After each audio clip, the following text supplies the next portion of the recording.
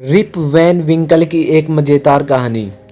तो गाइज एक बार एक गांव में रिप वैंक एंड विंकल नाम का एक आदमी रहता था। वो कुछ भाई स्वभाव से ज़्यादा ही हंसी मजाकिया वाला इंसान था। जब भी लोग उसकी तरफ देखते तो भाई वो जोर जोर से खुशी के मारे चिल्लाने लग जाते और भाई जब भी बच्चे उसको देखते तो भाई बच्चे भी हंसी के मारे खेलने लग जाते थे, क्योंकि भाई वो उनको नई नई कहानियां सुनाता और उनके साथ दिन भर खेलता। लेकिन गाइज वो एक बहुत ही आलसी आदमी था, जिससे उसकी पत्नी अच्छी खासी नाराज हो जाती थी। एक दिन गाइज रिप वैन विंकल अपने कुत्ते के साथ और अपनी बंदूक को लेकर पहाड़ियों की तरफ चलना शुरू कर दिया।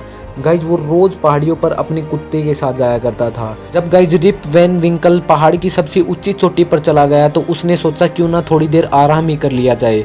जब गाइज शाम हो गई तो रिप वैन विंकल उठा और भाई घर की तरफ जाना शुरू कर दिया।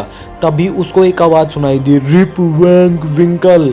तो गाइज उसने आसपास देखा तो भाई एक बोना सा आदमी एक भारे सारे ड्रम को लिए हुए खड़ा था और उसने कहा कि हे रिप वैन विंकल, मेरी मदद करो, मेरी मदद करो, इस ड्रम को उठाने में मेरी मदद करो।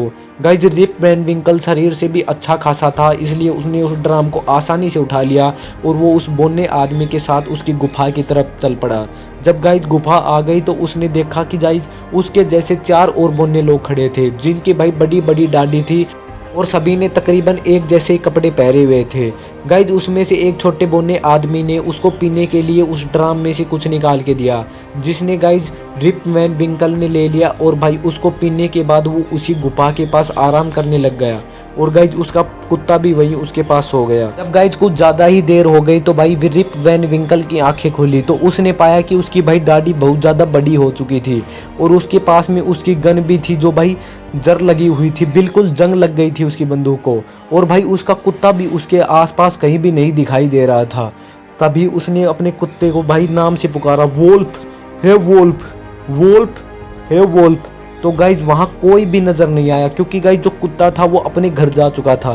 रिप वैन विंकल को गाइज बहुत तेज भूख लग चुकी थी, इसलिए वो गाइज अपने घर की तरफ प्रस्थान करना शुरू कर दिया। रास्ते में गाइज उसने बहुत सारे लोगों को देखा, लेकिन गाइज उसको कोई भी पहचानने में नहीं आया। गाइज जब वो आगे बढ़ा तो कुत्ते उसकी तरफ भौंकने लग गए, क्योंकि गाइज उसकी बड़ी बड़ी दाढ़ी हो चुकी थी और भाई वो एक पागल की तरह नजर आ रहा था। लेकिन गाइज वो उस रास्ते में कहीं भी नहीं रुका और भाई उसने सीधा अपने घर की तरफ चलना शुरू कर दिया।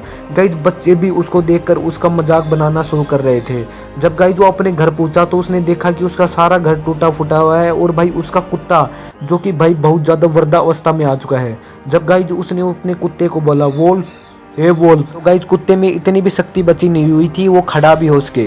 अभी गाइज आसपास में वहाँ के सभी लोग इकट्ठा हो गए और भाई जो बूढ़े बुजुर्ग लोग थे उसने रिप वैन विंकल को पहचान लिया और भाई वो उससे बातचीत करने लग गए। लेकिन भाई रिप उनमें से किसी को भी नहीं जानता था।